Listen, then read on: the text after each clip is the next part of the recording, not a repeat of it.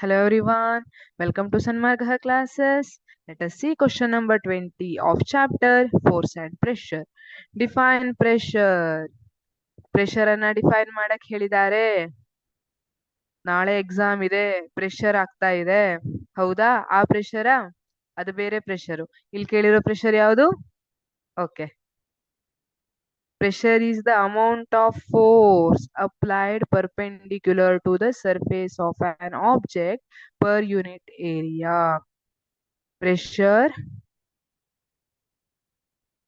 is equal to force and area on which it is acting ಅಂತ ಬರಿತೀವಿ. ಇದನ್ನ pressure ಅಂತ ಕರಿತೀವಿ. ಈಗ ಈ ಒಂದು ಸ್ಪಂಜ್ ಇದೆ. ಈ ಸ್ಮಾಲ್ ಬಾಯ್ ಏನ್ ಮಾಡ್ತಿದ್ದಾನೆ? ಆ ಸ್ಪಂಜ್ ಅನ್ನ ಪ್ರೆಸ್ ಮಾಡ್ತಿದ್ದಾನೆ. He is applying some force on that sponge ಅಲ್ವಾ? ಈಗ ಅದ್ರ ಮೇಲೆ ಪ್ರೆಷರ್ ಬೀಳ್ತಾ ಇದೆ.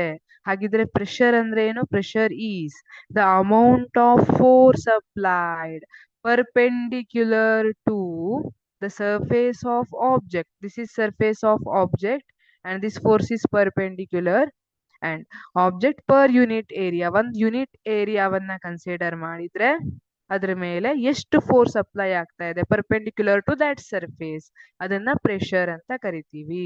ಈಗ ನಾವು ಬಲೂನ್ ಅನ್ನ ಊದಿದ್ರೆ ಆ ಬಲೂನ್ ವಾಲ್ ಮೇಲೆಲ್ಲ ಏರ್ ಪ್ರೆಷರ್ ಅನ್ನ ಅಪ್ಲೈ ಮಾಡ್ತಿರುತ್ತೆ ಅಲ್ಲ, ಅದೇ ತರ ಈಗ water flowing in a tube or pipeline which exerts pressure on pipe wall ಮೇಲೆಲ್ಲ ಅದು ಪ್ರೆಷರ್ ಅನ್ನ ಎಕ್ಸರ್ಟ್ ಮಾಡುತ್ತೆ.